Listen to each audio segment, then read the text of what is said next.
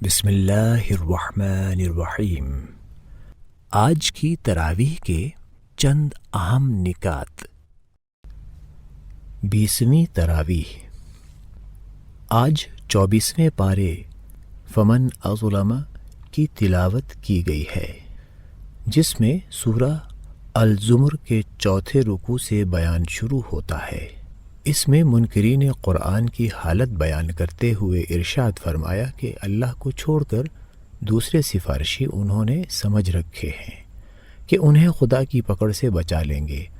ان کی کوئی حقیقت نہیں، نہ وہ کسی چیز پر اختیار رکھتے ہیں، نہ انہیں کوئی شعور ہے۔ سفارش کا سارا اختیار تو اللہ کے ہاتھ میں ہے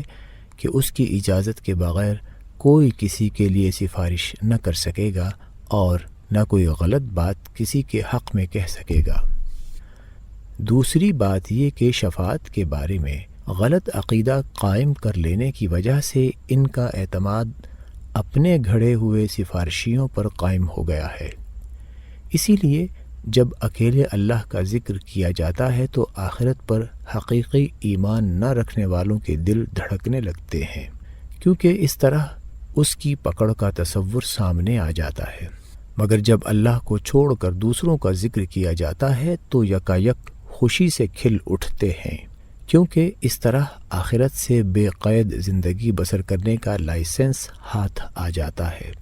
یہ بات ساری دنیا کے مشرکوں میں یکساں ہے اور بدقسمتی سے اب مسلمان بھی اس کا شکار ہو گئے ہیں۔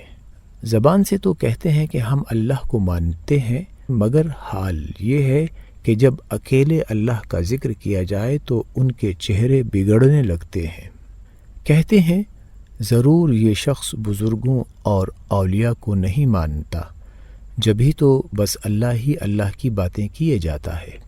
اور اگر دوسروں کا ذکر کیا جائے، ان کی کرامتیں اور کرشمے بیان کیے جائیں، چاہے وہ کتنے ہی مبالغہ آمیز اور بے ثبوت ہوں، تو ان کی خوشی کا ٹھکانہ نہیں ہوتا۔ اس طرز عمل سے صاف ظاہر ہوتا ہے کہ ان کو اصل دلچسپی کس سے ہے۔ چنانچہ اس مسئلے میں فیصلہ کن انداز میں فرما دیجئے، اے خدا، آسمانوں اور زمین کے پیدا کرنے والے، حاضر و غائب کے جاننے والے، تو ہی اپنے بندوں کے درمیان اس چیز کا فیصلہ کرے گا جس میں وہ اختلاف کر رہے ہیں۔ فرمایا ان منکرین حق نے اللہ کی قدر ہی نہ کی جیسا کہ اس کی قدر کرنے کا حق ہے۔ اس کی قدرت کاملہ کا حال تو یہ ہے کہ قیامت کے روز پوری زمین اس کی مٹھی میں ہوگی اور آسمان اس کے داہنے ہاتھ میں لپٹے ہوئے ہوں گے۔ پاک اور بالا تر ہے وہ اس شرک سے جو یہ کرتے ہیں، اور اسی روز سور پھونکا جائے گا تو وہ سب بے ہوش ہو کر گر پڑیں گے جو آسمانوں اور زمینوں میں ہیں، سوائے ان کے جنہیں اللہ زندہ رکھنا چاہے۔ پھر ایک دوسرا سور پھونکا جائے گا اور یکایک سب کے سب اٹھ کر دیکھنے لگیں گے۔ زمین اپنے رب کے نور سے چمک اٹھے گی، اعمال کی کتاب لا کر رکھ دی جائے گی، انبیاء اور تمام گواہ حاضر کر دیے جائیں گے۔ لوگوں کے درمیان ٹھیک ٹھیک حق کے ساتھ فیصلہ کر دیا جائے گا اور ان پر کوئی ظلم نہ ہوگا، اور ہر متنفس کو جو کچھ بھی اس نے عمل کیا تھا اس کا پورا پورا بدلہ دیا جائے گا۔ لوگ جو کچھ بھی کرتے ہیں اللہ اس کو خوب جانتا ہے۔ اس فیصلے کے بعد وہ لوگ جنہوں نے کفر کیا تھا جہنم کی طرف گروہ در گروہ ہانکے جائیں گے، اور اس کے کارندے کہیں گے کیا تمہارے پاس تمہارے لوگوں میں سے ایسے رسول نہیں آئے تھے جنہوں نے تم کو تمہارے رب کی آیتیں سنائی ہوں اور تمہیں اس بات سے ڈرایا ہو کہ ایک وقت تمہیں یہ دن بھی دیکھنا پڑے گا؟ وہ جواب دیں گے ہاں آئے تھے۔ کہا جائے گا داخل ہو جاؤ جہنم کے دروازوں میں، یہاں اب تمہیں ہمیشہ ہمیشہ رہنا ہے۔ بڑا ہی برا ٹھکانہ ہے یہ منکروں کے لیے۔ جو لوگ اپنے رب کی نافرمانی سے پرہیز کرتے تھے انہیں گروہ در گروہ جنت کی طرف لے جایا جائے گا، یہاں تک کہ جب وہ وہاں پہنچیں گے اور اس کے دروازے پہلے ہی کھولے جا چکے ہوں گے تو اس کے منتظمین ان سے کہیں گے سلام ہو تم پر، بہت اچھے رہے، داخل ہو جاؤ اس میں ہمیشہ ہمیشہ کے لیے۔ اور وہ کہیں گے شکر ہے اس خدا کا جس نے ہمارے ساتھ اپنا وعدہ سچ کر دکھایا اور ہمیں زمین کا وارث بنا دیا، اب ہم جنت میں جہاں چاہیں اپنی جگہ بنا سکتے ہیں۔ کتنا اچھا بدلہ ہے عمل کرنے والوں کے لیے۔ اور تم دیکھو گے کہ فرشتے عرش کے گرد گھیرا ڈالے اپنے رب کی حمد اور تسبیح کر رہے ہوں گے، اور لوگوں کے درمیان ٹھیک ٹھیک حق کے ساتھ فیصلہ چکا دیا جائے گا، اور پکارا جائے گا کہ حمد ہے اللہ رب العالمین کے لیے۔ الزمر کے بعد المومن ہے، اور یہ اتری بھی اس کے بعد ہی ہے۔ اس زمانے میں کفار مکہ حضور صلی اللہ علیہ وسلم کو قتل کرنے کی سازشیں بھی کر رہے تھے، چنانچہ جواب میں آل فرعون کے ایک ایسے شخص کا قصہ سنایا گیا جو حضرت موسیٰ علیہ السلام پر ایمان لے آیا تھا۔ اس قصہ سے 3 گروہوں کو سبق دیے۔ ایک، کفار مکہ کو بتایا گیا کہ جو کچھ محمد صلی اللہ علیہ وسلم کے ساتھ تم کرنا چاہتے ہو، یہی کچھ اپنی طاقت کے بل بوتے پر فرعون حضرت موسیٰ علیہ السلام کے ساتھ کرنا چاہتا تھا۔ اب کیا یہ حرکتیں کر کے تم بھی وہی انجام دیکھنا چاہتے ہو جو فرعون نے دیکھا؟ 2، محمد صلی اللہ علیہ وسلم پر ایمان لانے والوں کو یہ سبق دیا گیا، یہ ظالم بظاہر کتنے ہی زبردست کیوں نہ ہو، اور تم مقابلے میں کتنے ہی کمزور اور بے بس کیوں نہ نظر آتے ہو، مگر تمہیں یقین رکھنا چاہیے کہ جس خدا کے دین کو سر بلند کرنے کے لیے تم کام کر رہے ہو، اس کی طاقت ہر دوسری طاقت پر بھاری ہے، لہٰذا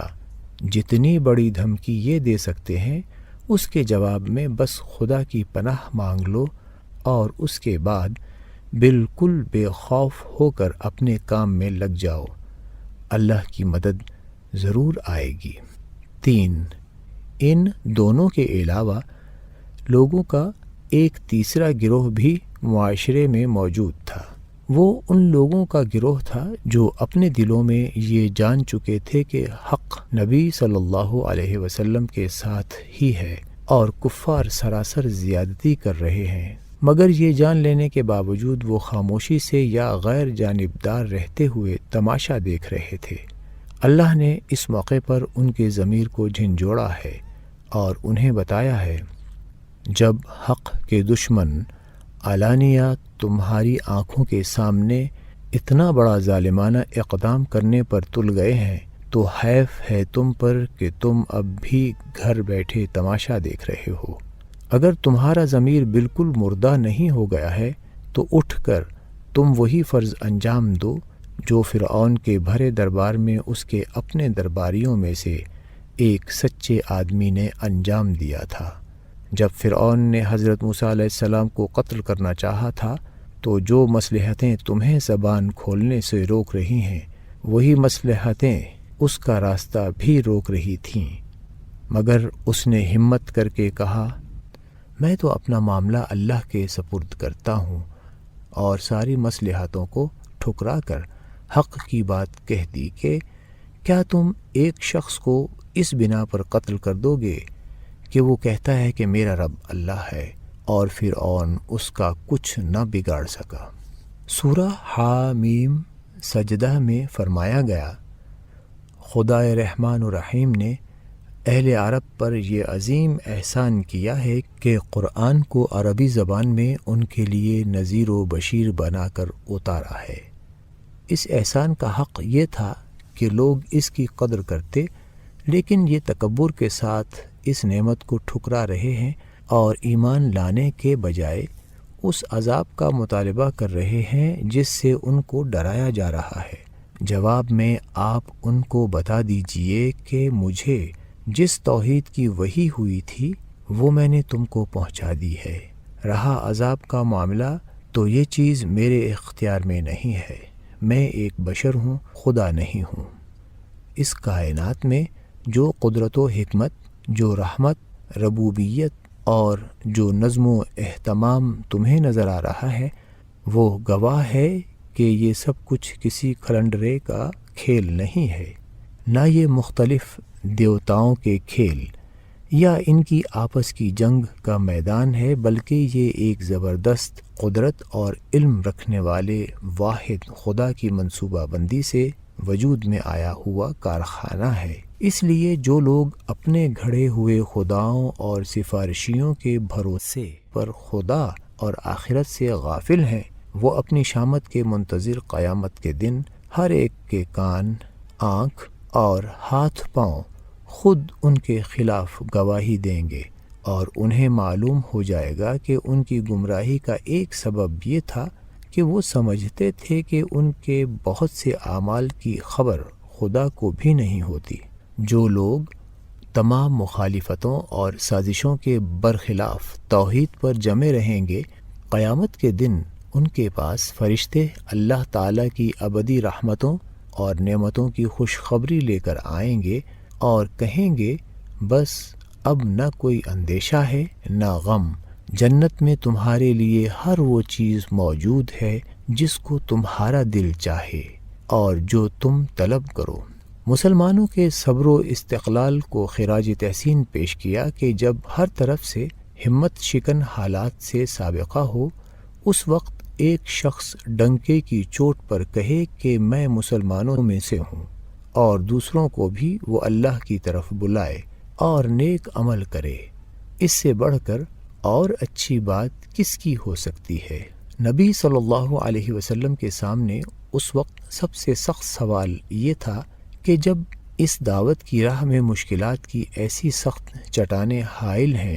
تو راستہ کیسے نکالا جائے گا؟ اس سوال کا حل یہ بتایا گیا کہ یہ نمائشی چٹانیں خواہ کتنی ہی سخت نظر آتی ہوں، مگر اخلاق حسنہ کا ہتھیار وہ ہتھیار ہے جو انہیں توڑ کر اور پگھلا کر رکھ دے گا۔ صبر کے ساتھ کام لیجئے، اور جب کبھی شیطان اشتعال دلائے تو اس میں نہ آئیے، بلکہ خدا سے پناہ مانگیے اور صبر اور حکمت سے کام لیجئے۔ آخر میں عذاب کے لیے شور مچانے والوں کے حال پر اظہار افسوس کیا گیا ہے کہ